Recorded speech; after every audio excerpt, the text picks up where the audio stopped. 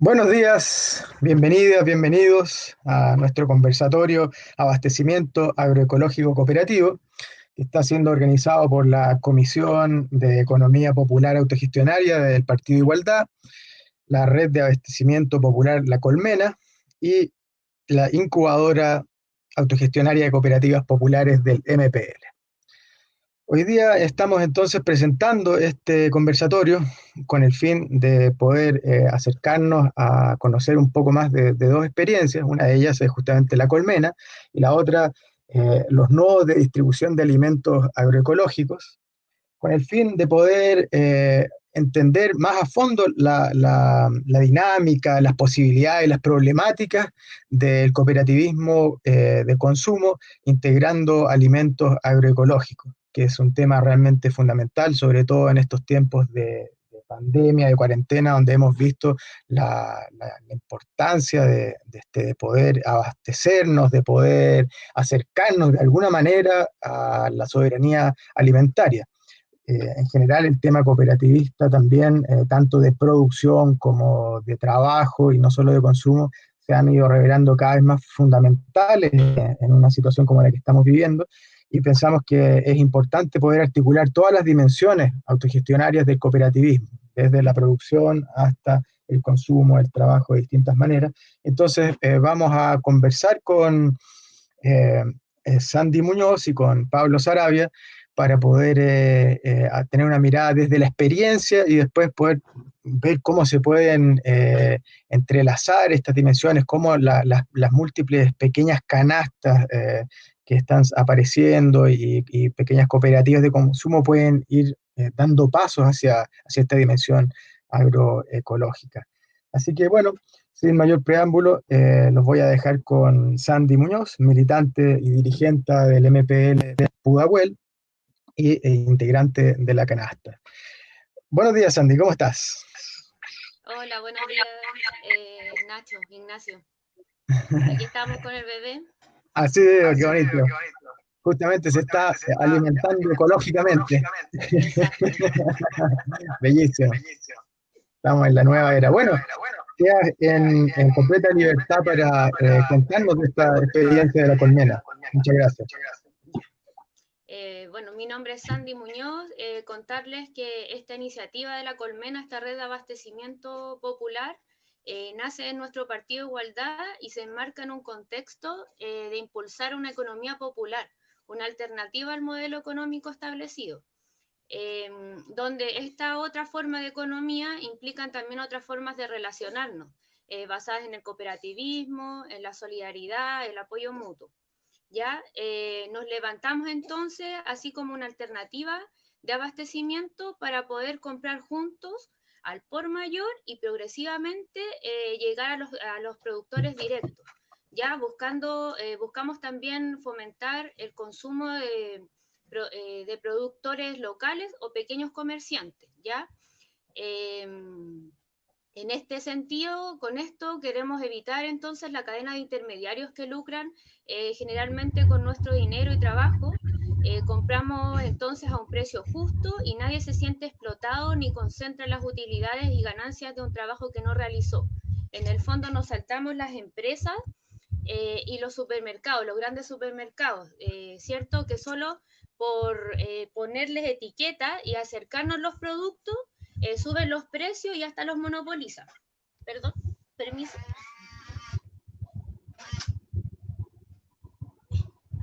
Ahora sí. Entonces, esa es una de las ideas de llegar a estos productores locales y pequeños comerciantes. Por ejemplo, este mes, en esta compra, ahí, en esta compra se compraron lentejas a un productor de Linares y por otro lado el jabón y el cloro fueron comprados a un productor local del barrio Franklin, ¿ya? Aún así, a pesar de entendemos que esto va a ser un trabajo paulatino, para poder construir con estos pequeños productores, o sea, con estos productores directos y con estos pequeños comerciantes, una relación buena, directa y estable en el tiempo. Entonces sabemos que esto no es llegar y hacerlo. Por otro lado, contarles que somos una articulación de diferentes organizaciones sociales y comunitarias de la región metropolitana. Este mes abarcamos a organizaciones de 6 comunas diferentes, muchas con experiencias previas que se han estado desarrollando en sus territorios, en nuestros mismos territorios donde nosotros ejercemos nuestra militancia. Por ejemplo, acá en Pudahuel Sur, donde yo vivo, estaba el colectivo de abastecimiento popular Pudahuel Sur, CAPS, y junto a los compañeros y las compañeras del Choclo, de La Pintana, participábamos de la red, estuvimos varios años participando de la red de abastecimiento a la canasta. ¿Ya? Y así otras experiencias también se unen a esto, experiencias autónomas, por ejemplo, la COPAM de Cerro Navia y Pudahuel, otros comités de allegados y allegadas y otras orgánicas políticas, ya de la región metropolitana. Entonces, uno de nuestros objetivos principales en este sentido es ser parte, o sea, es ofrecer productos de buena calidad a bajo costo y por otro lado empezar a construir desde los territorios una economía popular autogestionaria. ¿Ya? Contarles en cuanto al funcionamiento de nuestra red popular es que todas las organizaciones sociales y comunitarias son parte del engranaje completo de esta red, ¿ya? Funcionamos a través de comisiones voluntarias. Cada organización debe aportar con trabajo, ojalá un trabajo rotativo para evitar el sobretrabajo de unos pocos, ¿ya? Y así evitar estas lógicas de la economía capitalista, de sobreexplotarnos a nosotros mismos, ¿ya? Entonces se propicia la participación y la democracia con esto, pues las personas pueden hacerse parte de la gestión completa, ya del proceso completo de compra y entrega. Ya se harán evaluaciones mensuales desde las diferentes organizaciones que son parte también. Entonces así a cada una de las personas que quieran comprar, no, de cierta forma se involucran con estas evaluaciones también. Incluso hoy se está elaborando una encuesta para acompañar esta evaluación territorial que se va a hacer cada mes, ya después de cada compra. En cuanto al funcionamiento, también contarles que nos organizamos, como les contaba, a través de comisiones. Estas comisiones son Asamblea General, ¿ya? Donde es una instancia donde participa un representante de cada organización. También está la Comisión de Administración y Finanzas. Esta tiene a su cargo el flujo de dinero, por lo que recepcionará los pagos, autorizará las compras, está encargada a su vez de recibir las planillas con los pedidos de cada organización que participa de la compra, etc. Ya la comisión de compras también existe, esta cotiza, negocia y gestiona las compras y junto también coordina el transporte de estas compras. Existe también la comisión de bodega y distribución, recepciona los productos, recibe los despachos y mantiene el stock. Coordina también el reparto de las canastas, ¿ya? Y tenemos también la comisión de formación y comunicaciones, muy importante también, la que genera los insumos comunicacionales y las instancias también de formación. Bueno, como les contaba, es súper importante destacar que el trabajo tiene que ser es voluntario y es rotativo. Nadie lucra aquí con las compras, ¿ya? Por otro lado, en cuanto a la canasta en sí, hoy tenemos una canasta básica de 12 productos, ¿ya? 12 productos esenciales. La canasta es una propuesta, es temporal, no es fija ni cerrada. Y eso es importante también de destacar. Esta irá variando de acuerdo a lo que decidamos comprar y a la medida que vayamos comprando directamente a los productores. Ya la idea es ir modificándola según las necesidades que vayamos detectando con la experiencia. Ojalá, por ejemplo, caminar a un formato que se adapte a la realidad de las diferentes familias. Me refiero a un almacén o a un mercado solidario a mediano plazo, ojalá llegar a eso, ya porque, por ejemplo, hay familias de una persona o familias de 5 integrantes o familias que no consumen azúcar, ya, y otras que consumen 2 kilos de azúcar, etcétera, ya. Entonces, por ese lado, ir incorporando productos también que cambien nuestra dieta hacia una alimentación saludable y consciente. Ya, por ejemplo, la quinoa es un alimento es poco común aún, y que hoy es perfectamente alcanzable. Ya sus granos son altamente nutritivos y superan en el valor biológico la calidad nutricional y funcional de los cereales tradicionales como el arroz. Ya, y el arroz el arroz es lo típico que se consume, o es lo más común. Ya, entonces la idea también, incluso la quinoa se cocina igual que el arroz, ya tampoco tiene una preparación especial. Entonces, también queremos ir hacia esta alimentación saludable y consciente, pero entendemos que esta es parte también de un proceso de formación y de evolución alimentaria que se va a ir dando con el tiempo, ¿ya? Eh, por lo tanto, bueno, contarles también que en la experiencia que nosotros algunos tuvimos en la canasta, en esta red de abastecimiento de la canasta, esta experiencia ya había logrado comprar productos específicos, ya no tenía una canasta cerrada y productos integrales, ya se había avanzado en la experiencia a poder comprar hacia esta alimentación saludable.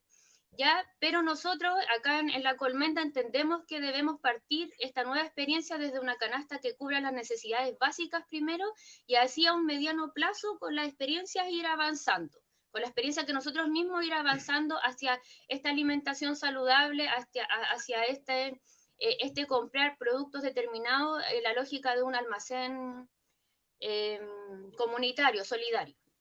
¿Ya? ¿Qué más? Contarles también que la compra permite a la familia, esta compra de estos 12 productos permite a la familia ahorrar una cantidad de dinero importante. Pero la red también la entendemos que no es solamente bajar el costo de los precios, ya, sino mejorar la calidad de la alimentación de la familia, con lo que contaba anteriormente. Entonces, no, y hacernos cargo también del abastecimiento, de esta compra colectiva y colaborativa, esta nueva lógica también de ver la economía, porque lo que nos ahorramos en dinero lo invertimos en trabajo colaborativo y rotativo, ojalá. El precio de nuestra canasta es de 15.000 pesos hoy día. Hoy en el supermercado Líder, por ejemplo, esta canasta cuesta alrededor de 21.000 pesos con lo que se cotizó. Por lo tanto, estamos hablando más o menos de un 40% de ahorro en dinero. En cuanto al ciclo de compra y entrega que tenemos en la colmena, que decidimos tener, es que, por ejemplo, cada organización realiza un pedido en una planilla y antes de la fecha de tope de pago se entrega a través de un encargado a la Comisión de Administración y Finanzas. ¿Ya? Entrega el dinero total y entrega esta planilla con el detalle de las familias de lo que se compra. ¿Ya? Luego la comisión bodega o de forma paralela, la comisión bodega y distribución organiza y recibe las compras, coordinando el reparto de la totalidad de cada organización el día que se fije para la entrega. ¿Ya? Y cada organización lleva la totalidad de sus productos a su comunidad y ahí organiza su distribución. Ya todo esto trabajado, nosotros estamos desde nuestro centro distribución, no de distribución, como de bodega, es nuestra misma casona, la casona igualitaria en Cami. Eso más o menos lo que podría contar desde la colmena, desde nuestra red de abastecimiento. Bueno, esto es, como contaba al principio, esto es una iniciativa que nace desde esta nueva mirada, de este impulso de una economía popular que nace desde el partido de nuestra herramienta política, el Partido de Igualdad. Perfecto, muchas gracias. Gracias, Sandy. Eh, es una experiencia muy interesante, como podría decirse que comiendo también se lucha, comiendo también nos autoeducamos, ¿verdad? Y vamos ahí aprendiendo sobre cooperativismo, sobre la lucha, las necesidades de nuestro pueblo. Eh, Antes de pasar con Pablo, ahora que nos cuente su experiencia, mencionar que para aquellos que no nos conocen, que no conocen Igualdad, no es un partido propiamente tal, sino de que es la herramienta de los movimientos sociales y de las comunidades populares. Y esto se ve reflejado justamente en una organización como la Colmena.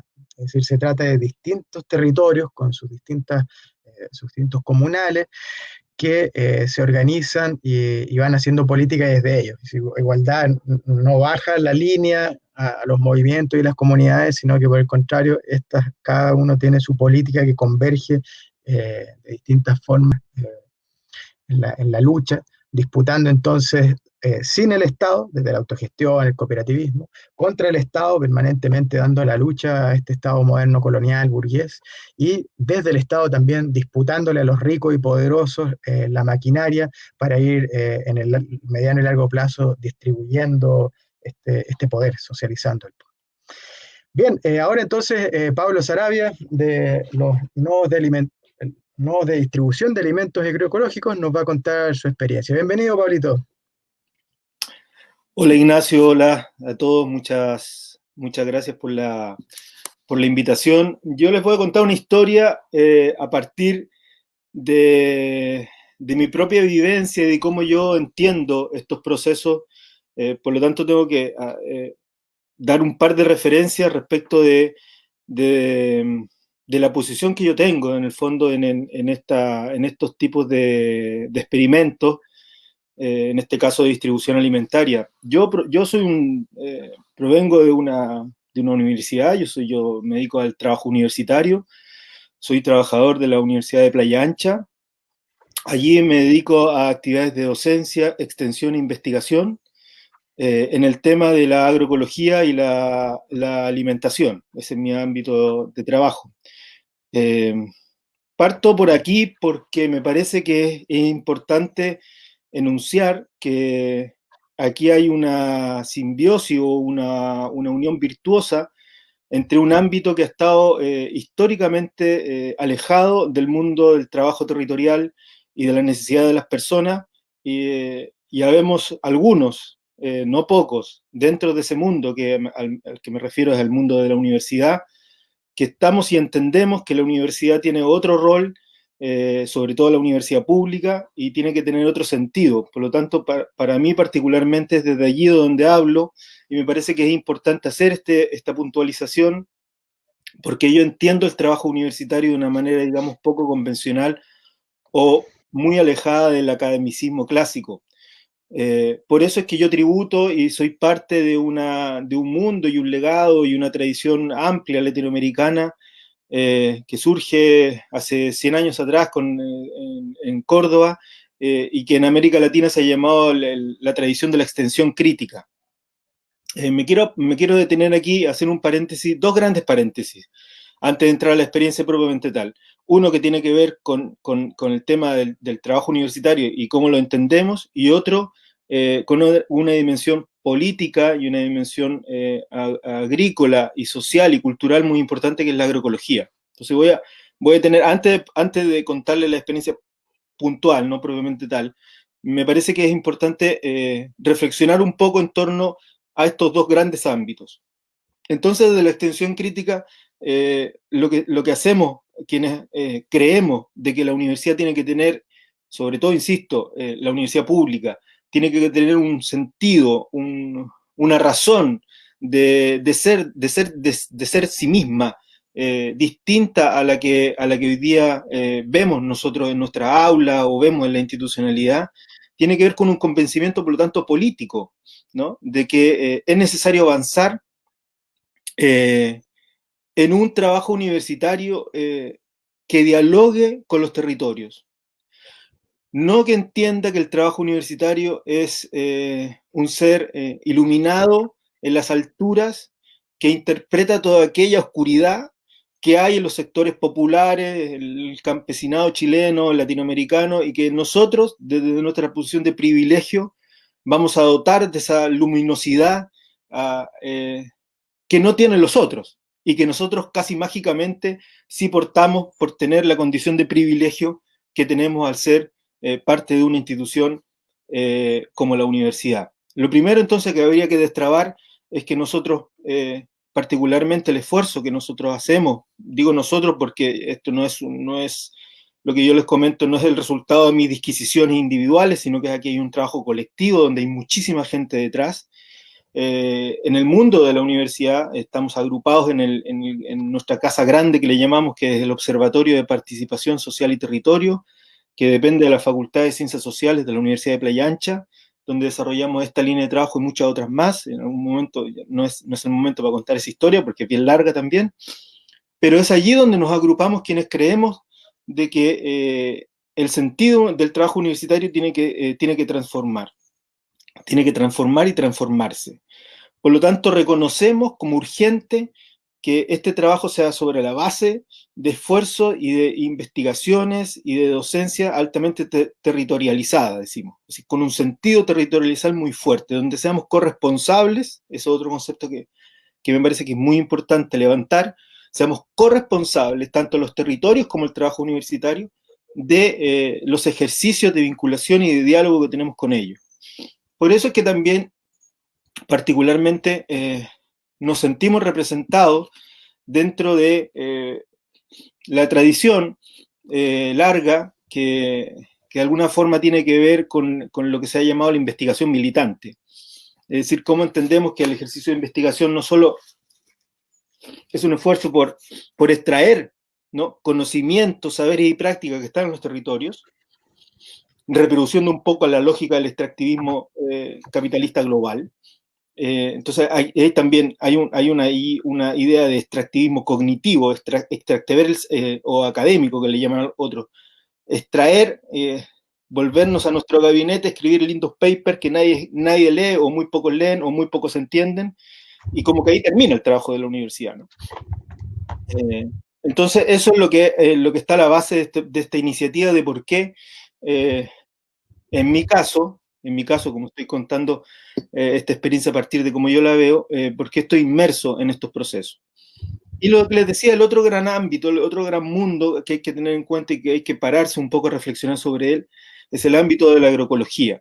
Es un concepto bien potente, muy polisémico, que ha tenido un recorrido histórico, sobre todo en América Latina, largo y profundo, que se ha construido de distintas dimensiones, de distintos puntos de vista. Se ha construido desde las organizaciones campesinas, se ha construido desde el mundo de la universidad, se ha construido finalmente desde los territorios altamente politizados.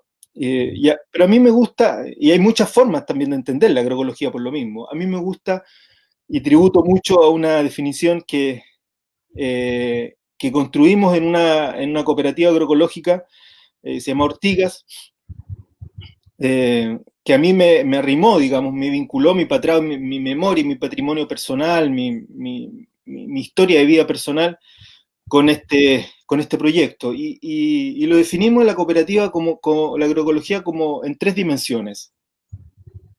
Para nosotros la agroecología era una herramienta, o es una herramienta, es una actitud y es una estrategia. Es decir, para otros, ¿no?, como los más vinculados al mundo del productivismo, ¿no?, o de la producción, muchas veces la agroecología queda como supeditada a una estrategia y una técnica de producir alimentos. Para nosotros eso es solamente la herramienta, es decir, efectivamente ahí hay un punto en común, compartido.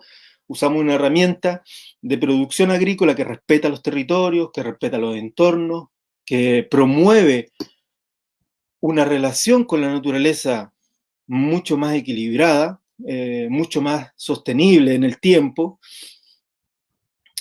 Por supuesto que compartimos el hecho de que la producción agrícola no puede sostenerse sobre la base de la incorporación de insumos externos de manera irracional y sistemática, como ha sido básicamente a partir de los años 60 el proyecto de la Revolución Verde, que nos ha impuesto y que le ha impuesto el campo a nivel global, la imposición de una forma de entender la producción de alimentos. Me parece que allí hay una cosa que es importante detenerse, ¿no? De que hay tecnologías, prácticas y saberes asentados en nuestros territorios, asentados en nuestros sectores campesinos, que entienden la forma de producir alimentos de otra forma, no con la lógica del agronegocio. Y luego también entendemos que la agroecología es una actitud, y aquí me arrimo un poco más a la perspectiva que pueden tener los compañeros y las compañeras que se posicionan más desde el punto de vista del consumo. Nosotros entendemos que el consumo es un ámbito de transformación, es un ámbito de lucha. Por eso la frase esta del comiendo también se lucha, que es muy, digamos, muy así, muy como eslogan, ¿no? Como muy atractiva, pero que tiene un sentido y un mensaje profundo detrás, es decir, en nuestra práctica de consumo, nuestros hábitos de consumo, que es algo que hacemos todos los días y todas las personas, en mayor o menor medida, con mayor o menor calidad, pero todos de alguna forma consumimos alimentos, es un espacio de poder cuestionar a partir de allí una serie de formas de entender la vida, formas de entender el trabajo productivo, formas de entender el trabajo reproductivo, formas de entender nuestro entorno, las relaciones interpersonales, formas de entender cómo educamos a nuestro hijo, a nuestra hija, formas de entender cómo nos relacionamos con nuestro compañero y nuestras compañeras de trabajo, etc. Y también un tercer elemento es que es una estrategia. Y aquí sí que voy a ir a la explicación de la experiencia en particular. Es una estrategia de lucha. La agroecología no puede quedarse exclusivamente en la idea de que es una forma de producir alimentos sanos. Eso es muy importante. Pero no es solo la cuestión de la salud lo que está en juego, sino que aquí hay un equilibrio global del modelo determinado por el proyecto de la modernidad eurocentrada, que nos impuso una forma de entender la comida y los alimentos, y nos impuso una forma de entender la relación campo-ciudad. Y en esto, la agroecología, si es que ya conceptualmente es muy polisémica, cuando nos referimos a la estrategia, ya es eso multiplicado por 1000. Es decir, hay muchísimas formas, hay muchísimas estrategias comprobadas y probadas a lo largo del mundo que han experimentado con distintas tecnologías agroecológicas y que han dado un enorme resultado. Por eso ha sido un completo fracaso el proyecto de la Revolución Verde que instala la tecnificación en el campo como la gran salida a la solución del hambre. Hoy día el hambre es un tema de nuestro cotidiano, a propósito de la crisis del COVID. El hambre es algo más que una palabra proyectada en un edificio simbólico. El hambre es el resultado de un proyecto global. El hambre no es nueva. El hambre, no podemos entender el hambre como si fuera un problema que surge por una pandemia sanitaria. En el mundo hay alrededor de 1.000 millones de personas que sufren hambre. Y eso es un problema que lleva décadas. Y que el modelo moderno global, capitalista mundial, intentó sustentar y solventar con la excusa de solucionar el problema del hambre, tecnificó el campo a través de los procesos de Revolución Verde, incorporó todo el paquete de agrotóxico, con la idea, insisto, de poder solucionar este problema. Ni cerca. La misma lógica que tienen y que tuvo, públicamente por lo menos, los experimentos de los alimentos transgénicos. La transgénesis también tenía el gran objetivo de superar el hambre. Fíjense ustedes que ha sido un completo fracaso, entre otras cosas, ¿no? Ha sido un completo fracaso del modelo global. Si es que, por supuesto, nos posicionamos desde quienes padecen hambre. Si nos posicionamos desde Monsanto o desde Bayer o de Syngenta, es decir, desde los líderes de las grandes corporaciones del agronegocio, esto ha sido un muy buen negocio. Por eso es que una preocupante noticia que ha surgido en los últimos 2 días es que Bayer y Monsanto, el gran monstruo mundial, quiere transformar a Chile en el principal productor de semillas a nivel latinoamericano. Eso es muy preocupante, porque la semilla es el origen de la vida. Entonces, no puede haber aquí un doble, no puede haber ni una neutralidad, ni un doble discurso en el sentido de que hay que defender, cuando nos decimos defendemos la vida, cuando decimos tenemos un proyecto que defiende la vida, entonces tenemos que defender la semilla, no hay otra, porque sin semilla no hay vida. Y eso lo entendió Monsanto y Bayer hace mucho tiempo, la Revolución Verde la entendió hace mucho tiempo. Por eso es que estos grandes consorcios no solo están inmersos en el negocio de la transgénesis, sino que están inmersos en el comercio de las semillas a nivel global, sea convencionales o transgénicas. Ahora, un elemento de contexto, digamos, regional, aunque ya a esta altura es nacional. Todo esto del que estamos hablando, como proyecto de transformación de nuestro modelo alimentario, no se puede seguir sosteniendo, es imposible sostenerlo, si no recuperamos el control sobre nuestra naturaleza. Y particularmente me parece que el tema del agua es el vivo ejemplo del despojo sistemático que vivimos y que viven nuestras comunidades a propósito de la idea neoliberal de entender la naturaleza y las riquezas que existen en nuestro entorno. Si no recuperamos el control del agua, cualquiera de estos proyectos se ve sensiblemente afectado. Sin agua, así como sin semilla no hay vida, sin agua tampoco hay vida. Por lo tanto, se fijan que esto es un proyecto que no solo trata, y aquí ya voy a la experiencia concreta, y a mí me pareció que pensando en cómo abordar esto, pensaba, bueno, ¿qué hace distintivo esto, ¿no? Esta experiencia que yo les voy a contar ahora. Y lo primero que me surge a la cabeza es decir, esto no es solo distribuir verduras y hortalizas, no es solo eso. Se fijan que alrededor de un acto muy cotidiano, muy sencillo, entre comillas, hay una serie de implicancias. Partimos por el trabajo universitario y la crisis y la crítica al modelo universitario convencional, extractivista, academicista. Y terminamos en el problema del agua.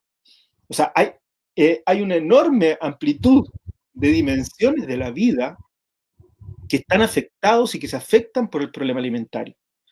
Por lo tanto, esta distribución, como probablemente muchas otras que existen en la región y a lo largo del país, no solo se trata de distribuir un bien o un servicio, ¿vale? Entonces, si no solo se trata de eso, ¿de qué se trata? Bueno, y aquí también nuevamente aparece un mundo bien polisémico, donde más o menos cada persona o cada grupo familiar o cada organización, cuando es el caso, cuando se vincula estos modelos, esta metodología a través de un ámbito más organizacional, entiende el tema alimentario de manera distinta. O más bien, le da prioridad a dimensiones que son diferenciadas. Para algunos o para algunas, el tema de la salud es clave. Así que yo me arrimo a estos modelos porque quiero comer sano o porque tengo una enfermedad y resulta que no puedo tener no puedo continuar con comer alimentos procesados, entonces requiero comer más frutas y verduras que no tengan agrotóxicos, etcétera, etcétera. Hay justificaciones de esas médicas, de tipo médica, hasta aquellas, en el ámbito de la salud para mucho también, hasta aquellas que refieren que la salud, bueno, yo quiero comer bien en el sentido para sentirme bien, ¿no? Hay otros que piensan que esto es una forma de entender un cambio social, un cambio político. Hay otros que lo ven como una salida educativa, de aquí hay un proceso pedagógico de aprendizaje que hay que asumir, que hay que entender. Hay otros que entienden esto como una forma de proteger al medio ambiente. Y hay otros que mezclan todo esto y se hacen parte de combinatorias que son bien particulares a cada uno de los sujetos y a cada una de las unidades familiares. Lo interesante y lo común de todo esto es que existe una preocupación por el tema alimentario y una sensibilidad por el tema alimentario, donde se juegan dos grandes mundos, el mundo del consumo y de los consumidores y el mundo de los productores y de la producción. Son dos mundos que históricamente que el proyecto de la modernidad eurocentrada los ha dividido, los ha dicotomizado como si fueran dos cosas completamente aparte, donde no existiera ningún tipo de vinculación entre ellas, dos mundos separados completamente, con una línea abismal profunda. Y lo que este proyecto intenta hacer, insisto, como un proyecto donde hay muchas energías de mucha gente en juego, es unir de alguna forma estos dos mundos por medio de la distribución de alimentos. Es decir, aquí no hay, y en eso compartido con las compañeras de la colmena, en el sentido tampoco nosotros nos jugamos firmemente por la existencia de la ausencia y la existencia de la no intermediación. Aquí hay relaciones de trato directo entre el productor y el consumidor, porque entendemos que la intermediación lo que genera un efecto práctico, no solo en la cuestión del sobreprecio, sino que separa una vez más un acto cotidiano y que permite la reproducción de la vida, como es la comida, con cómo se produce y dónde se produce eso. Hay mucha experiencia a lo largo de las distintas metodologías que yo he ido conociendo a través de los años, donde la gente, digamos, se manifiesta sorprendida, ¿no? Como decir, mira, yo para serte sincero, yo me arrimé a esto por casualidad, pero resulta que cuando fui al campo por primera vez y me di cuenta que el tomate sale de una mata y que no viene envasado, ahí entendí realmente cuál era la importancia de la alimentación. O sea, fíjense de lo que estamos hablando. Estamos hablando de 50 años que nos han impuesto la idea de que la alimentación está disponible en la góndola de los supermercados y que como que los supermercados como que regeneran la alimentación como casi producto de un arte de magia, ¿no?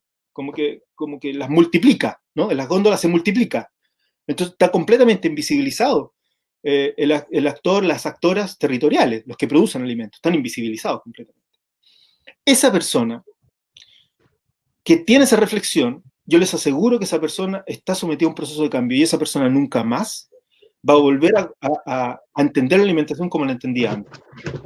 Allí hay un cambio importante. Y esos son los procesos de cambio que estas experiencias permiten reproducir. Por lo tanto, tenemos dos mundos históricamente separados, paradigmática y epistemológicamente separados, pero no por sus condiciones propias, sino que porque ha habido una intencionalidad de separarlos, y que estos proyectos buscan unificar, generar vínculos de intersección, entrelazarlos. Son como dos engranajes que buscan que se vinculen en ciertos momentos o a propósito de ciertos objetivos. Desde el punto de vista de los consumidores, nosotros operamos con la lógica de los nodos, que es una lógica que existe en otras experiencias. En el sur de Brasil, en el estado de Florianópolis particularmente, hay una experiencia grande donde yo por primera vez vi esta metodología expresada de esta forma, que allá ellos le llaman células, pero claro, Brasil es otra dimensión, otra escala, ¿no? Es casi un continente, ya son miles de lo que sea, ¿no? Miles de productores, miles de consumidores. Pero la lógica está de fondo es que son agrupamientos de consumidores. A través de esta lógica de nodo existen dos ahora mismo bajo esta metodología, que es el nodo Loma, que se llama así, y el nodo UPLA, en referencia a la universidad. Por eso es que ahora, capaz que para la gente puede tener más sentido porque empieza a hablar del trabajo universitario, ¿no? Dice, bueno, uno de los nodos era el nodo UPLA, y que tenía que tener sentido porque todo esto surge al alero de octubre, y decíamos, como nosotros trabajamos en esta lógica de la extensión crítica, la investigación militante, bueno, vamos a hacer, que era un sueño que teníamos hace mucho tiempo, vamos a hacer que la universidad participe como institución, sus actores y sus actoras dentro, ¿no?, de esa institución participen de estos ejercicios de distribución alimentaria. Y por eso surge así, y luego se queda con el nombre, porque luego nos cayó el receso universitario y luego nos cayó el COVID. Por lo tanto, allí la universidad está cerrada, pero mantenemos el nombre. Allí se agrupan en esos nodos personas, familias, que en algunos casos tienen una fuerte relación, digamos, espacial o vinculación socioespacial, y hay otros donde hay una mayor dispersión. Y luego está el otro mundo, que es el mundo de los productores, que básicamente nosotros nos estamos vinculando con una red de productores, de pequeños productores, donde está Juanita, Elisa, Cecilia, Cristian, Evelyn, Arturo, Carolina, un tremendo equipo que son los compañeros y las compañeras que hacen posible de que yo esté hablando de esto y que todos los días tengamos, cada 15 días tengamos una cesta de alimentos sanos, potentes, desde el punto de vista nutricional, limpio, producidos sobre la lógica de la agricultura familiar. Otro concepto que es importante rescatar, que conversa mucho con el concepto de la agroecología, la agricultura familiar. Estamos hablando de productores pequeños, de 1 hectárea, 1 o 2 hectáreas, muy pequeño. Entonces ahí se plantea otro desafío, que capaz que no lo voy a profundizar para que podamos quizás darle espacio a la conversa, pero el desafío permanente que tienen estas experiencias, nuestras metodologías respecto de la escalabilidad, respecto de la escala. Yo quisiera descentrar ese discurso, si es que toca, si a alguien le interesa, le entramos, pero yo quisiera descentrar el problema de la escala. Para mí no, el problema de la escala es un problema relativo. Para mí el gran problema o el gran desafío no tiene que ver con la escala, sino que tiene que ver con la capacidad de replicar y reproducir estas experiencias.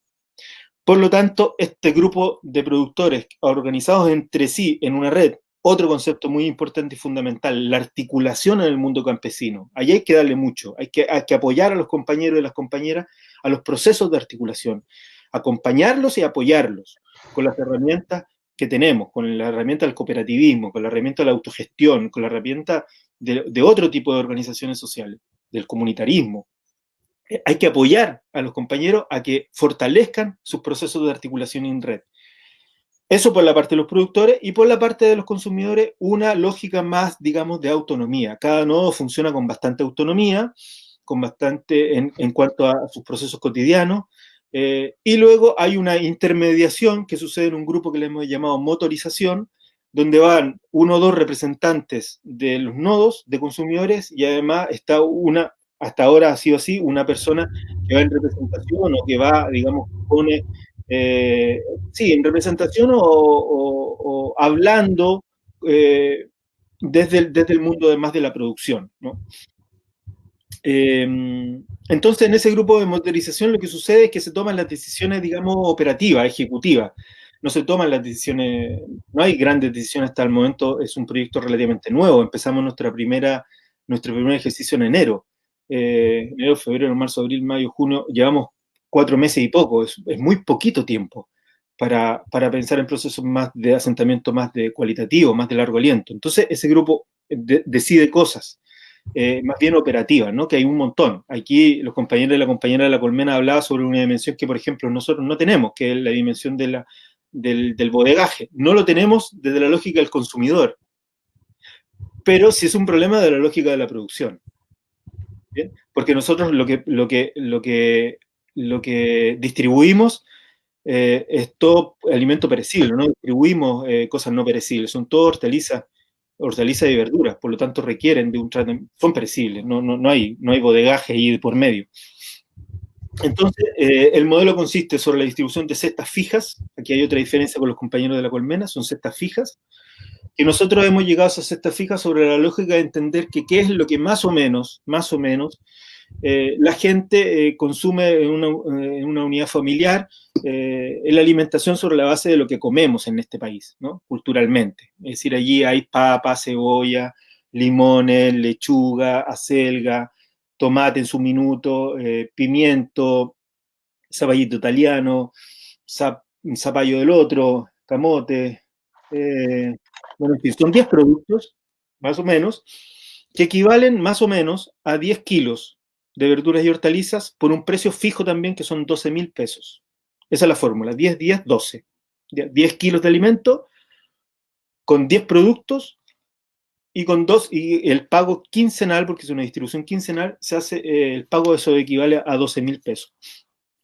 El tema de la composición de la canasta es muy interesante, eso casi daría para una charla completa, porque otro de los elementos que son característicos de estos procesos y de este en particular es que nosotros favorecemos el consumo de tipo estacional.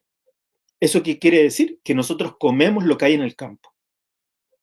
Hay una práctica muy extendida, ¿no?, de consumo, que muchos de nosotros probablemente, de las personas que están escuchando este foro, habrá caído en eso, ¿no?, de comer tomate, por ejemplo, por decir algo, en cualquier época del año, ¿no? Y eso se ve como, wow, como un logro, ¿no?, de la tecnología, como un logro de la agricultura moderna, ¿no?, que nos permite tener acceso al tomate durante todo el año.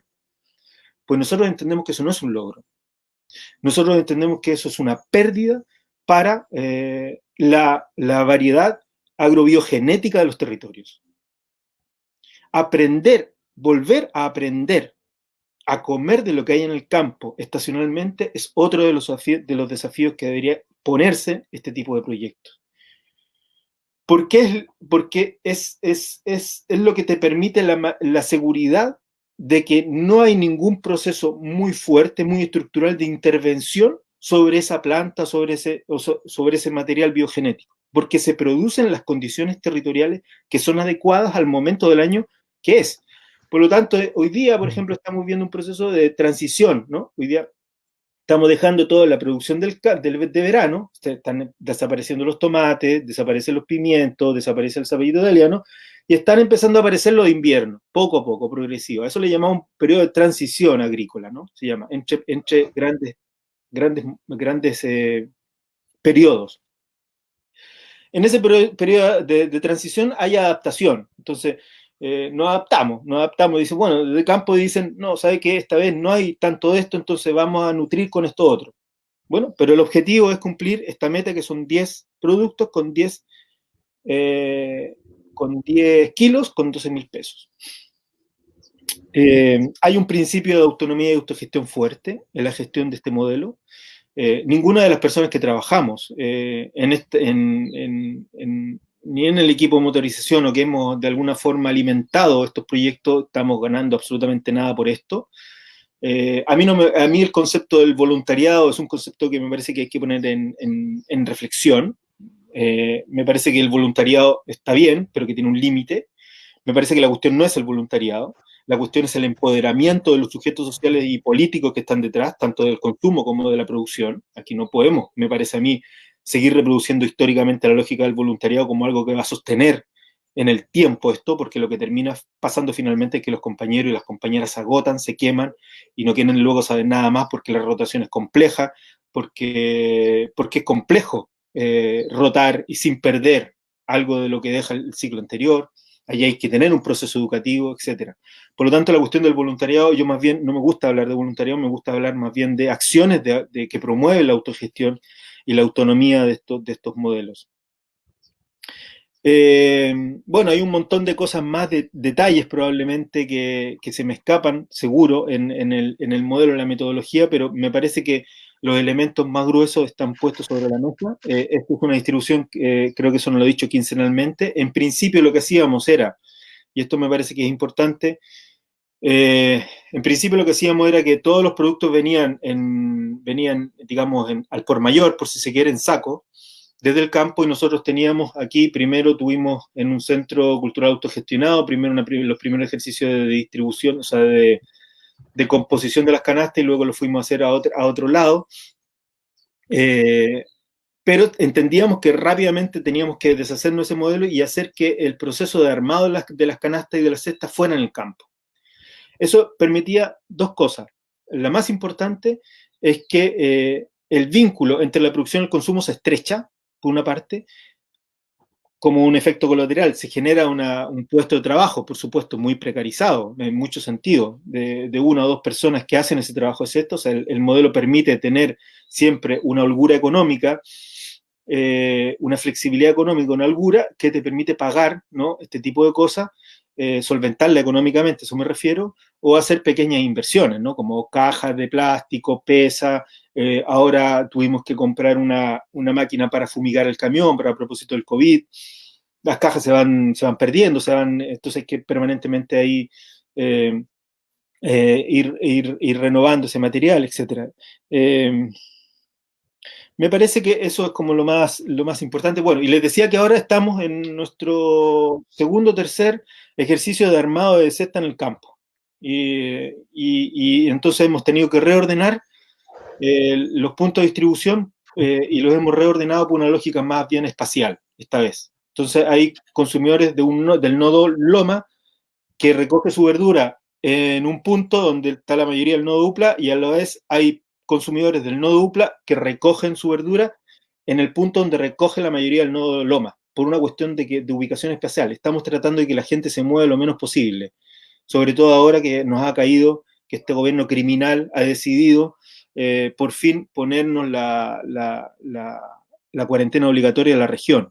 Entonces, la idea es que las personas se muevan lo menos posible. Allí también hay articulación de mecanismos de solidaridad y reciprocidad entre los propios consumidores.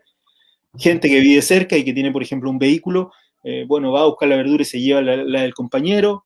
etc. Se van dando vida cosas de esta naturaleza. Lo dejo ahí porque creo que ya me he pasado bastante el tiempo, y luego podemos seguir quizás con algún detalle que se me ha ido, seguro que fueron muchos detalles, para poder seguir conversando respecto a esta experiencia y otras. También decir que esto es una forma, una metodología de la región, en muchas otras, muchos otros tipos de encadenamiento que buscan solventar el problema alimentario, y que tienen todas particularidades, diferencias y potencialidades muy importantes, sobre todo para el momento actual.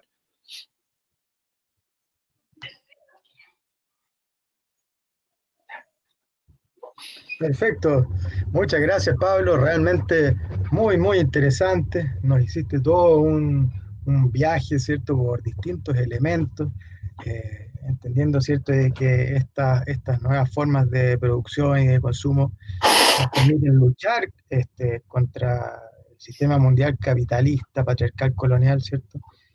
En este sentido, como decías tú, ¿cierto?, comiendo y produciendo también se lucha. Hay que destacar que el Pablito tiene un programa de TV UPLA, muy interesante en YouTube, que se llama Comiendo también se lucha, justamente. Y ahí semana a semana o mes a mes nos va mostrando, ¿cierto?, interesantes experiencias que están ocurriendo ahí en la quinta región y en otros lugares.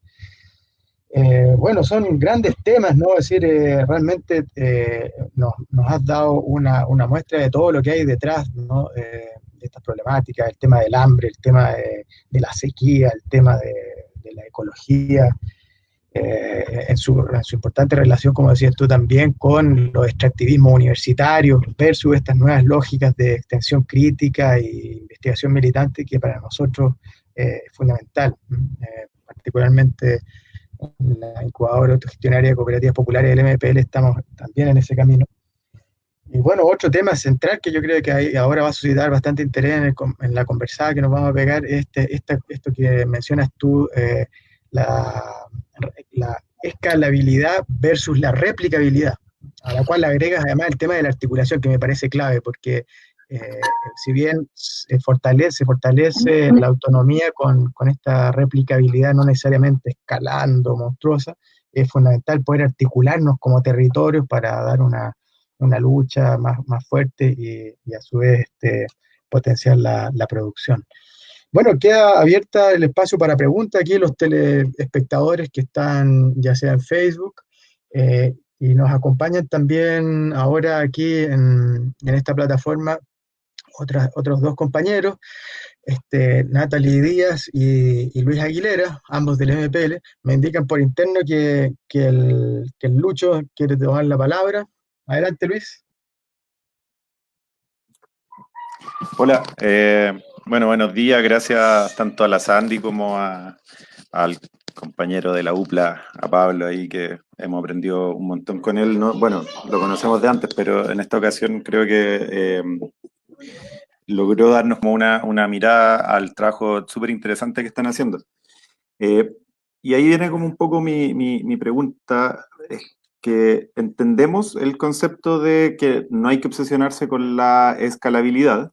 Quizás la replicabilidad es como lo que propone el compañero como una vía de aprendizaje y de replicar esto. Pero en el fondo, lamentablemente vivimos en una ciudad como Santiago, en la cual la escalabilidad se nos viene, se nos presenta no como una obsesión necesariamente, sino que como una necesidad. O sea, vivimos en una ciudad sumamente densa en su poblamiento y por lo tanto necesitamos como poder pensar en cómo esta cuestión la llevamos a diferentes barrios, a diferentes lugares. Entonces, quizás si Pablo nos pudiera contar un poco más de cuántos son los productores y los consumidores que ellos tienen y cómo podríamos empezar a pensar que esas experiencias se pueden replicar hacia una ciudad como Santiago. O sea, pensando en que además, al estar como tan alejado, bueno, alrededor de Santiago igual hay centros productivos, agrícolas y todo, pero estando tan metidos en la ciudad, como que nos queda la sensación de que nos queda todo muy lejos, de que estamos muy desarticulados con el campo, entonces, no sé, quizás que nos ayudara a pensar cómo podemos avanzar hacia allá desde este espacio tan diferente que es Santiago. Excelente, buena pregunta. Podemos, Pablito, contestarla de inmediato y después hacemos las demás, vamos bien, si te parece. Un saludo y un abrazo fuerte a Lucho, que nos vemos del 18 de octubre, cuando estuvimos cerrando Procoa. Qué cierre tuvimos allí. ¿Quién se iba a imaginar, no, que ese día iba a ser el que es? Ahí nos dimos el último abrazo y mira, ahora nos volvemos a ver en este contexto de virtualidad. Yo creo que el tema no es sencillo. El tema no es sencillo en el sentido de que hay, me parece a mí, dos cosas por avanzar. Que la agroecología, que los proyectos de la agroecología estamos al debe en el sentido de que es algo de que no hay respuestas muy claras de cómo avanzar allá. Hay algunos experimentos por ahí en algunos lados. Uno tiene que ver con cómo entender estos procesos agroecológicos a escala, digamos, de las grandes ciudades, de las metrópolis. Eso efectivamente es un problema.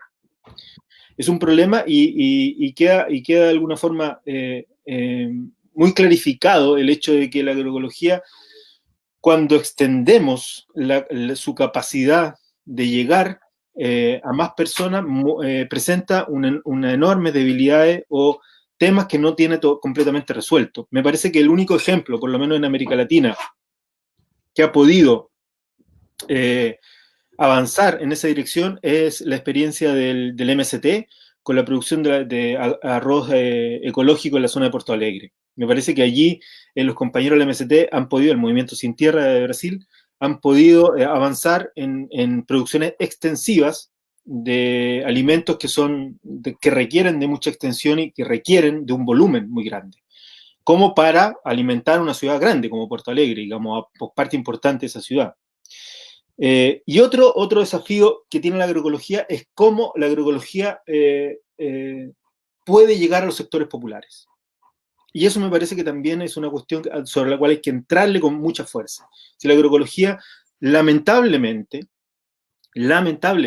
todavía sigue siendo un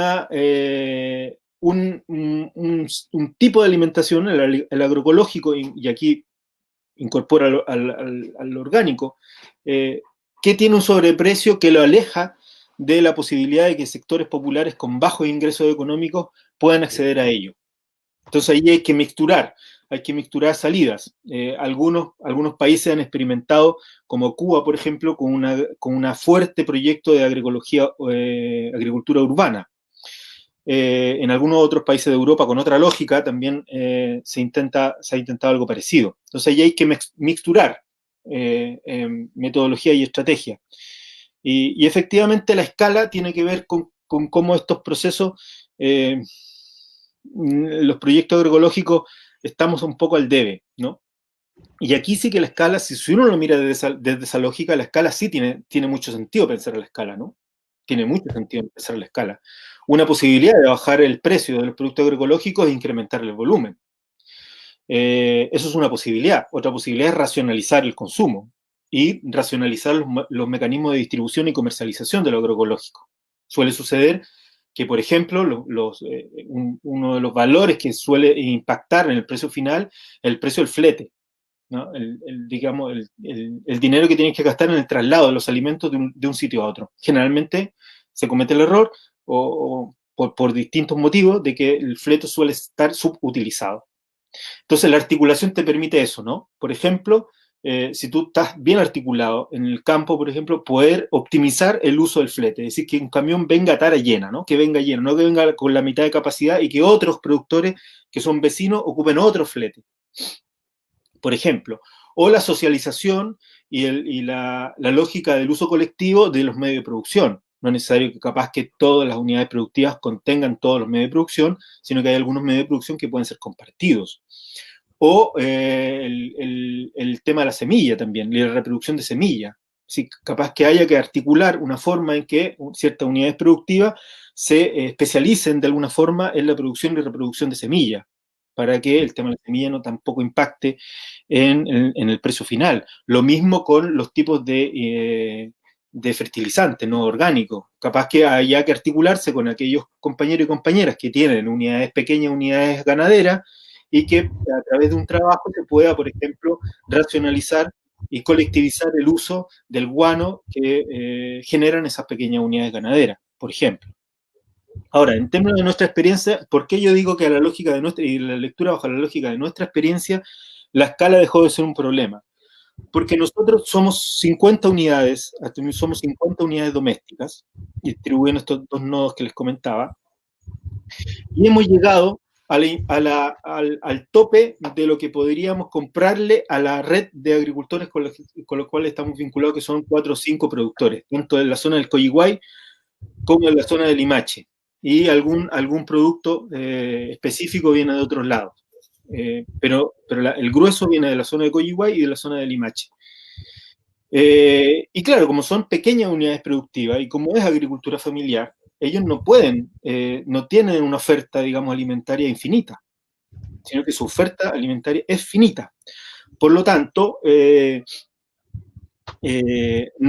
nosotros nuestra escala terminó, ¿no? O sea, nuestro techo se construyó no sobre la base de que nosotros como consumidores no podíamos seguir incorporando más familia al modelo, sino que porque nuestro techo terminó porque a ese grupo de productores llegamos al límite de esas unidades productivas. Entonces, la buena noticia de eso es que hoy día esas 50 unidades familiares domésticas están comprando todo, prácticamente todo, lo que están produciendo 4 o 5 unidades de agricultura familiar. Entonces la cuestión es, tenemos que conseguir que ese mismo modelo se replique con otros productores y con otras unidades de consumo. Entonces, por eso es que los compañeros de Brasil le llaman a esto célula, porque la idea es que se vayan replicando por miles cada una de estas células distribuidas en distintos lugares de las ciudades, con lógicas de distribución distintas a cada una de las ciudades, y que a su vez en el campo existan estos mismos nodos de productores distribuidos en distintos lados, pero que tengan en algún minuto un encuentro de articulación para enfrentar ciertos problemas comunes.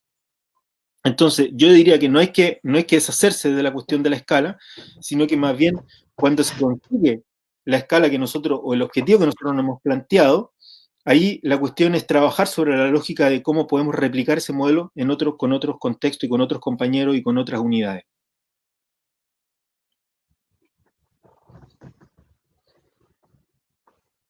No sé si Lucho le entré a la pregunta, pero eso más o menos veo, digamos. Es que lo que tú planteas son desafíos muy grandes, digamos. O sea, efectivamente, cuando pensamos esto a nivel de una ciudad de 7 millones de habitantes, se nos vienen todos los miedos encima. Y decir, mira, somos incapaces de alimentar 7 millones de personas.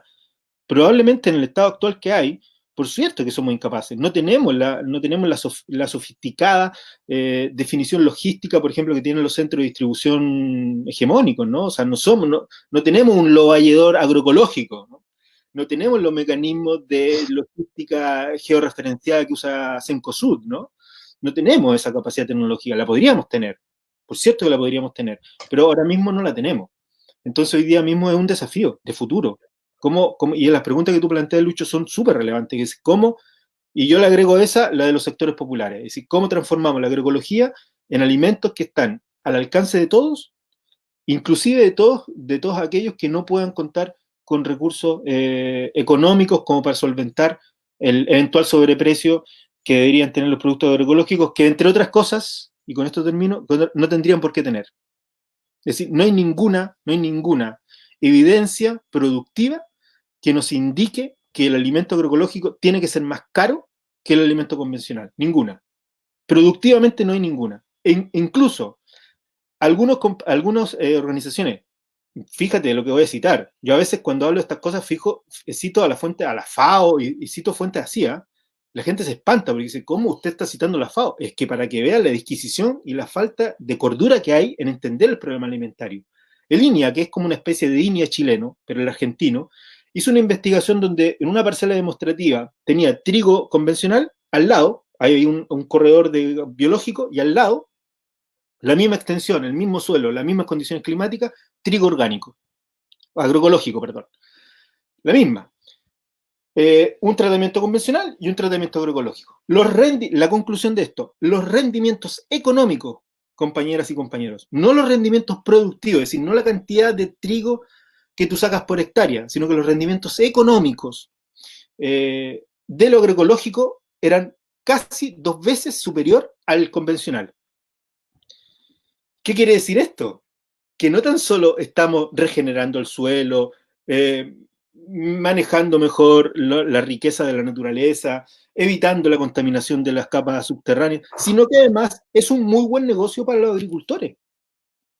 Incluso desde la perspectiva, digamos, neoliberal, si uno lo plantea así, si quiere ponerse en ese juego, si nos ponemos en el juego del neoliberalismo, incluso desde la perspectiva neoliberal y ver esto como un negocio, es mejor negocio plantar un agroecológico que un convencional.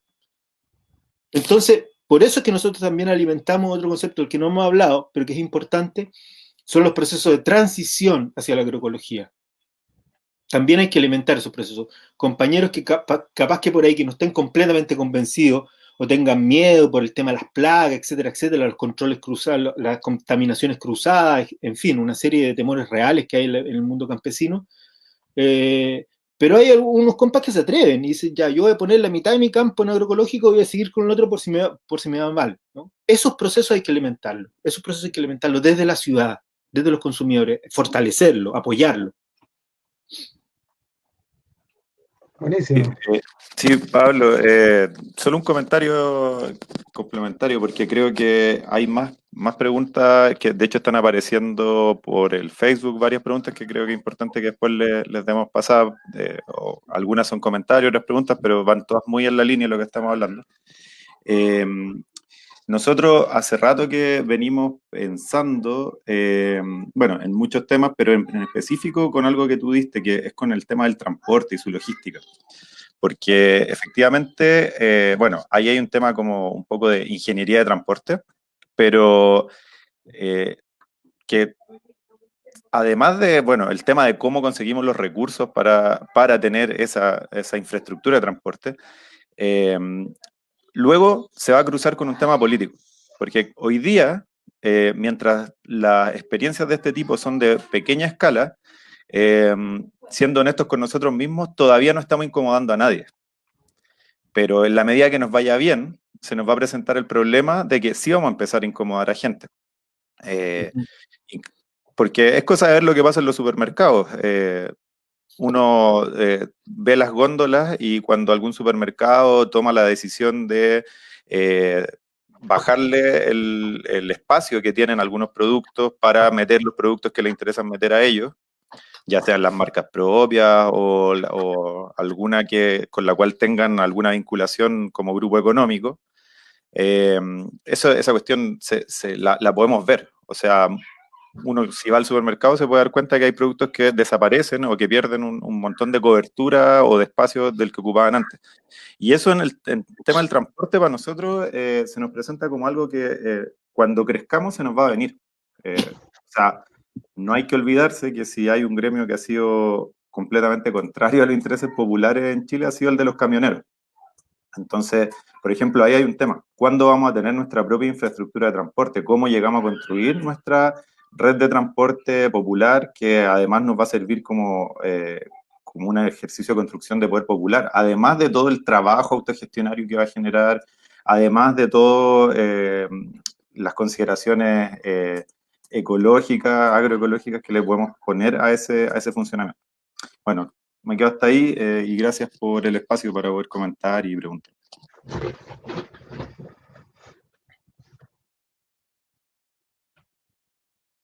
Perfecto, claro que sí.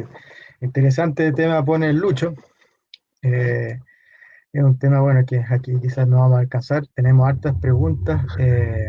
Estamos, como se señaló en Facebook, con varias preguntas que vamos a darles paso, pero antes también Natalie nos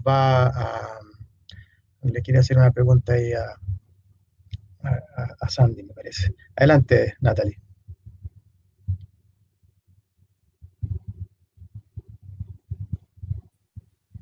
Hola, buen día a todos, todas, todes. Muchas gracias por esta presentación. Realmente abre muchos debates y preguntas. Siguiendo un poco en la línea más técnica quizás, quisiera preguntarle a Sandy cuáles son las principales dificultades que han tenido, al igual que a Pablo, porque si bien esto en primer lugar se entiende como una lucha, vamos a tener siempre detractores o barreras que el mismo sistema ya nos ha impuesto. Entonces, principalmente preguntar eso, las dificultades técnicas que han tenido para llevar a cabo estos proyectos y la importancia que tiene la formación para llevar adelante estos proyectos, porque si bien se habla de la escalabilidad, muchos no tenemos, por ejemplo, experiencia en cómo hacer las redes, cómo ustedes, por ejemplo, se vincularon con el mundo campesino. Me imagino que a través de los mismos vecinos o personas que componen el nodo o la red de abastecimiento, pero quizás eso es importante. De hecho, ahora en los comentarios que se veía, hay muchas personas que dicen, quiero comprar, ¿cómo lo hago para comprar? Pero quizás lo mismo, como estábamos hablando recién, o Pablo lo mencionaba, ya están copados como la cantidad de producción que puede también tener ciertas unidades campesinas. Entonces, ¿cómo empezaron ustedes con estas redes? ¿Cómo lo hace también la red de abastecimiento La Colmena para poder comenzar con esta asociatividad popular y solidaria?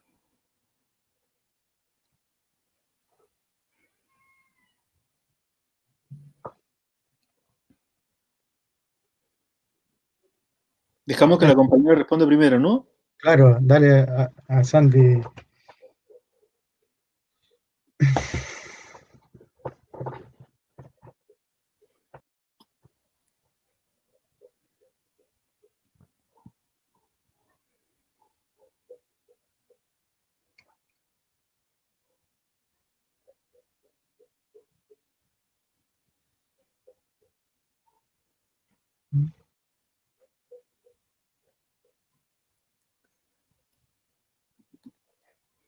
Adelante, Sandy, te vemos.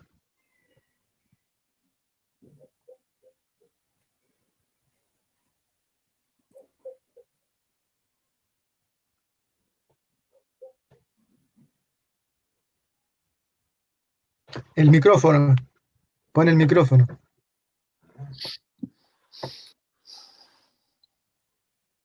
Eso. No,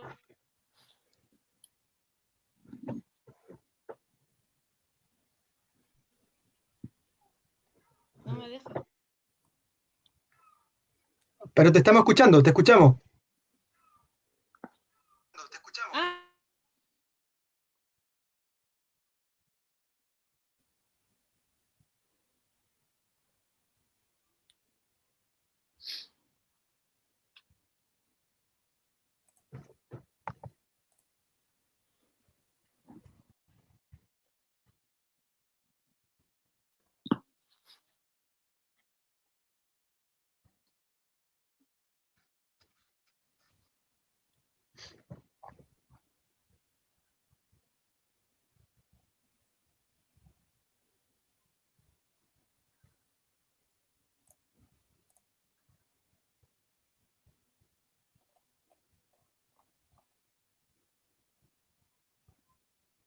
No, ya no estamos escuchando ya.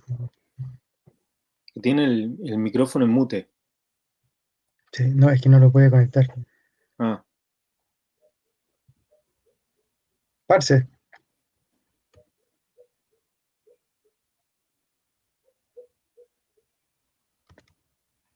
está teniendo algún problema la compañera. No, no se escucha Sandy, tu micrófono se salió. Bueno, mientras intentas arreglarlo, para que nos compartas ahí tu respuesta, vamos a empezar a leer algunas de las preguntas que nos están mandando los compas. ahí. Ahí, eso, ahí está. Ya, a ver. eh, que entre de nuevo Sandy. Ahí estamos.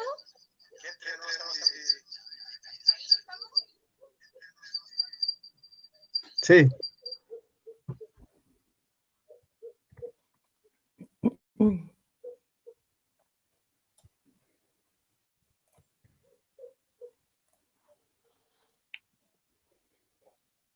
¿Mm?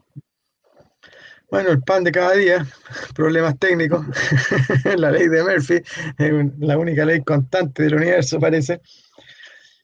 Bueno, entonces, mientras seguimos tratando de arreglar este problema, Parce, por favor, mándanos las preguntas. Eso ahí. Nos pregunta un compañero, Sangano Kids. Tal vez al agruparse en una federación de redes de abastecimiento sería más fácil crear o tener un sistema de transporte popular. Un comentario, claro, y un atinado comentario, efectivamente. ¿Cuál otra pregunta hay por ahí?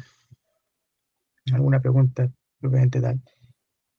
Sabores del Bosque, Villarrica, comenta, hay que reforzar los circuitos económicos solidarios para enfrentar temas de distribución y otros similares.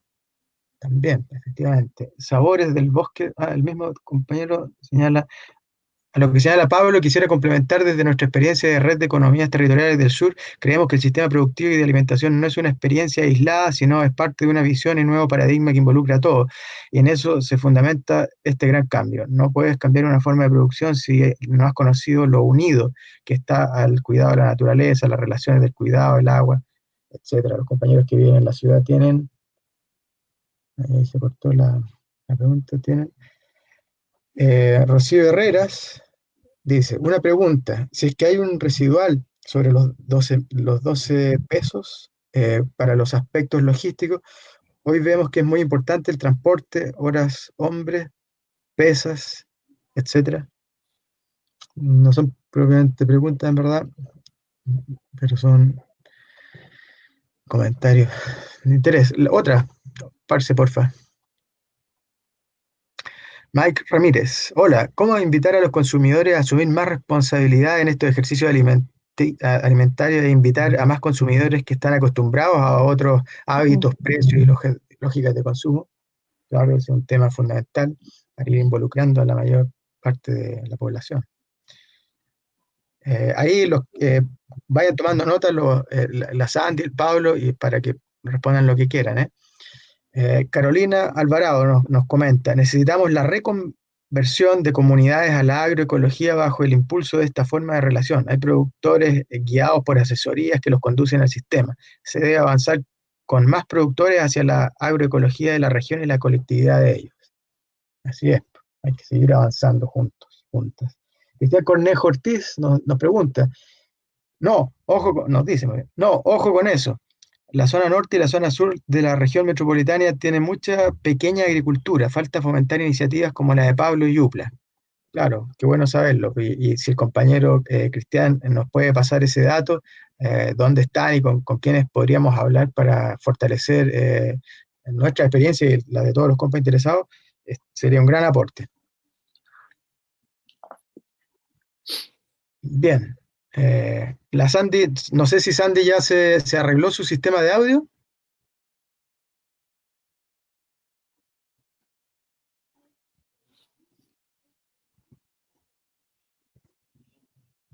No sé si nuestro camarada aquí está en el stream, en el Parse, sabe si Sandy se arregló su audio.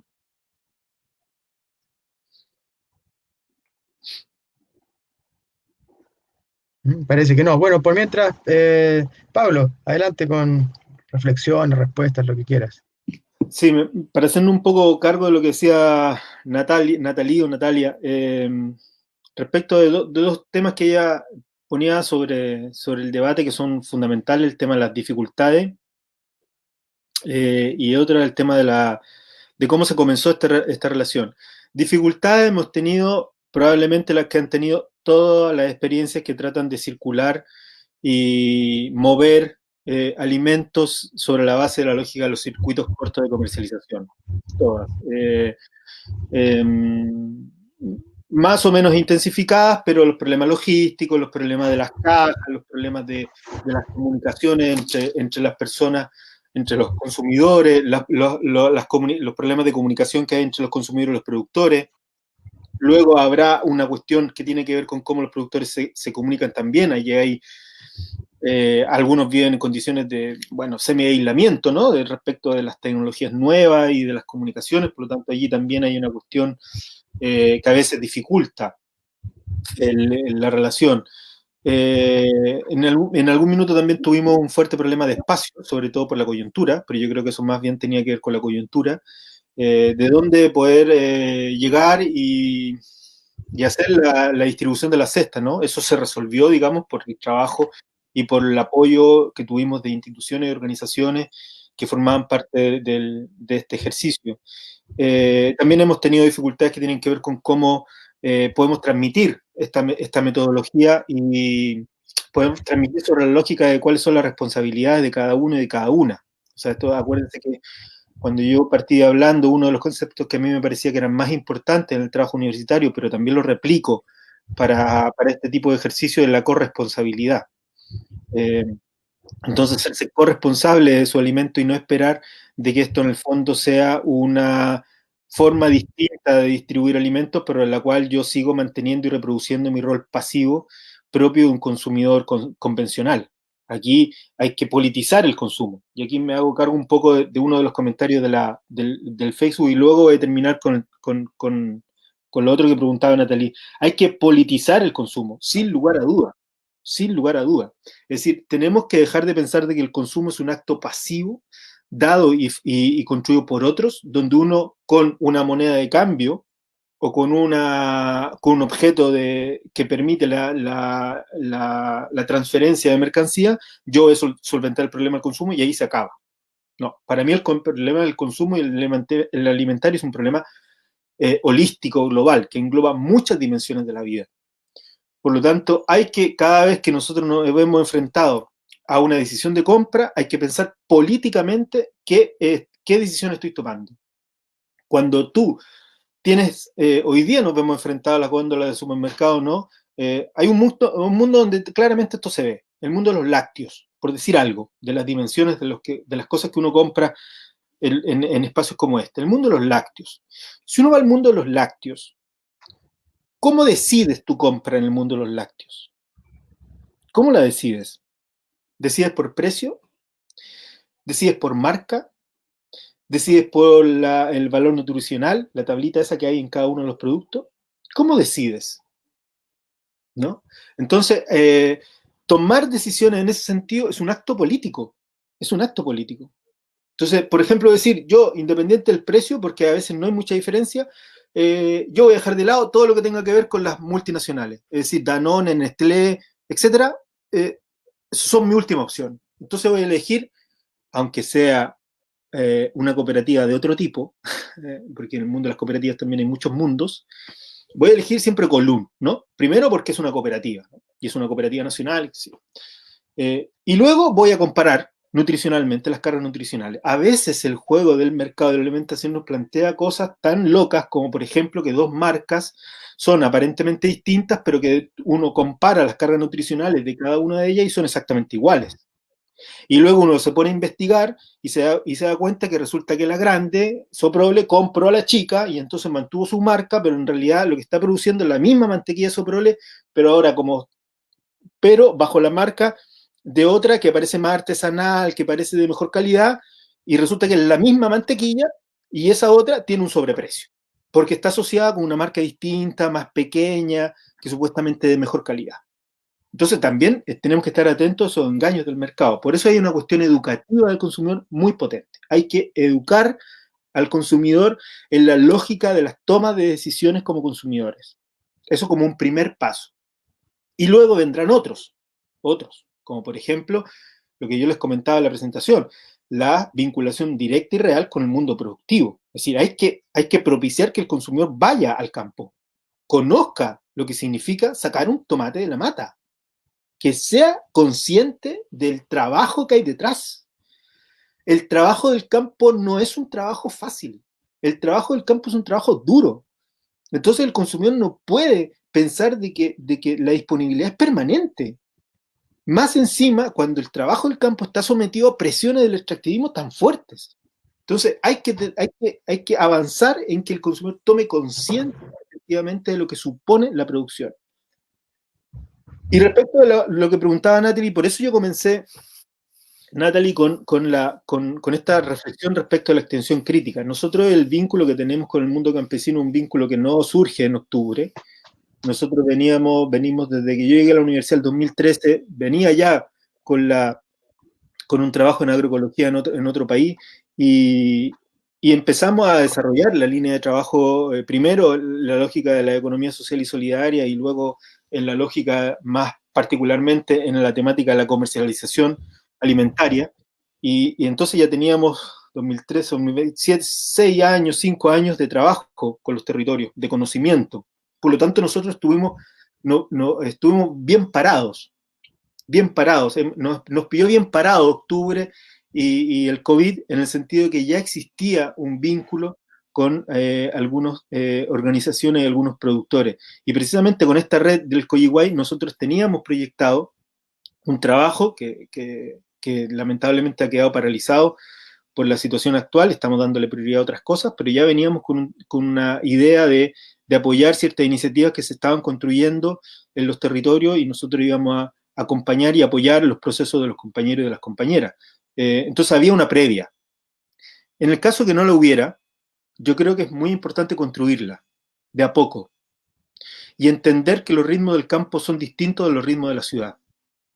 No podemos cometer el error, a mi humilde modo de ver, aunque en esto me parece que hay que ser bastante duro, no podemos cometer el error de pensar de que los ritmos de la ciudad se tienen que transportar sin ningún proceso reflexivo a los ritmos del campo, porque son comunidades que operan con una lógica y con prioridades completas y absolutamente distintas.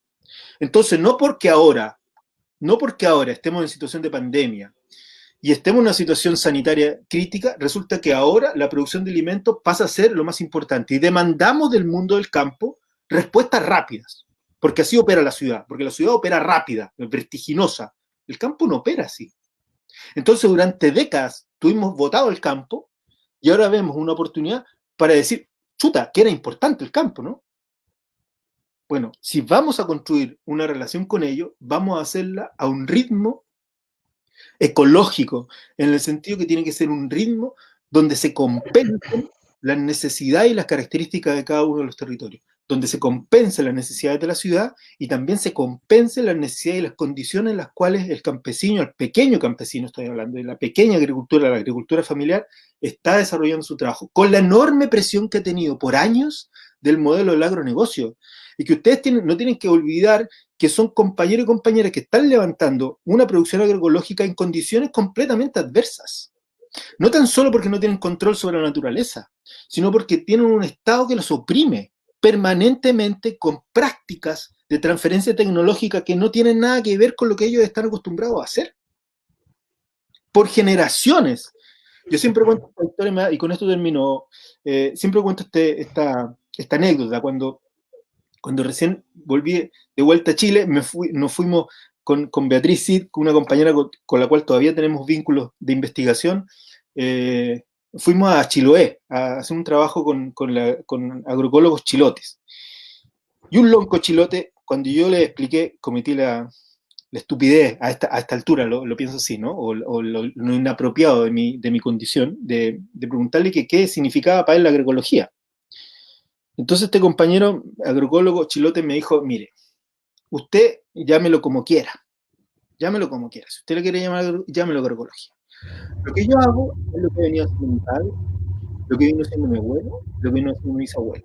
Es decir, hay una forma de entender la producción y la reproducción de la vida, de las formas campesinas, en el ámbito productivo, que es mucho más antiguo, que tiene una larga data, mucho más anterior al modelo del agronegocio. El agronegocio y todo lo que ha supuesto es una cosa nueva para el mundo del campo. Es relativamente nueva. Lo que pasa es que ya ha tenido suficiente tiempo como para decir que ya hay que parar, pero es nueva, al lado de todo el conocimiento y las prácticas que se han generado y que se han transmitido por año y por año y por año. Y yo con esto, y ahora sí que termino, no entender de que aquí hay una propuesta de dogmatizar y santificar lo campesino. No es eso. Sino que hay que recuperar y visibilizar los conocimientos y los saberes en práctica y ponerlas en diálogo con lo bueno que puede tener el conocimiento agronómico moderno. Porque seguro que hay cosas donde ellos pueden contribuir. Seguro que sí. Hay que poner ese diálogo y construir lo que Dussel llama ese conocimiento transmoderno, es decir, lo que se consigue cuando se dialoga el mundo campesino y todos sus saberes y prácticas con el mundo y con las virtudes que genera el mundo de la formación moderna, ¿no? Ese agrónomo, esa agrónoma, seguro que tiene muchas cosas que contribuir al mundo campesino. Bueno, hay que construir ese diálogo y ese conocimiento que surge de esta vinculación. Eso es lo que nosotros proponemos, ese diálogo. Por eso que para nosotros es tan importante el diálogo entre esas dos comunidades. Perfecto, claro que sí, muy interesante. Efectivamente, se trata de ir acercándonos a esta civilización urbana, ¿verdad? Cómo vamos a ir deconstruyendo el modo de habitar moderno colonial que se nos ha impuesto hace 500 años y nos vamos acercando a un otro modo de vida, con otro ritmo, con otras dimensiones educativas, alimentarias, productivas, etc. También resaltar esto que mencionaba Pablo, de la importancia del consumo. Se nos ha impuesto esta visión occidentalocéntrica, incluso desde las izquierdas más tradicionales, de que la producción, el obrero es activo, el consumidor es pasivo, ¿no? Cuando en realidad es un sistema unificado y lo que se necesita es poder producir autogestionariamente y consumir autogestionariamente, ¿no? De manera circular.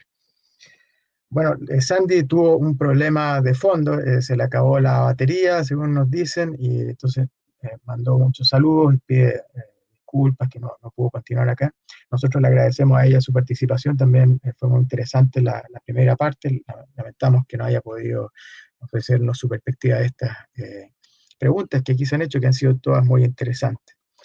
Bueno, vamos a ir ya cerrando porque no tenemos más tiempo. Agradecer a todos los telespectadores, las telespectadoras, su interés en seguirnos. Vamos a seguir desarrollando conversatorios y charlas como esta, así que los dejamos invitados para la próxima. Como decía Pablo, claro, esto de los nodos es bien acotado, entonces para los que preguntaron por ahí, no hay cómo en este momento, digamos, sumarse a eso, pero si quieren más información al respecto, pueden ubicar a Pablo, como él señalaba, ahí en el Observatorio de Territorio y Participación Social de la Universidad de Playa Ancha de Valparaíso. Y también si quieren unirse a la red de abastecimiento de La Colmena, simplemente la buscan ahí en Facebook, como nos preguntan aquí por el Facebook de Igualdad.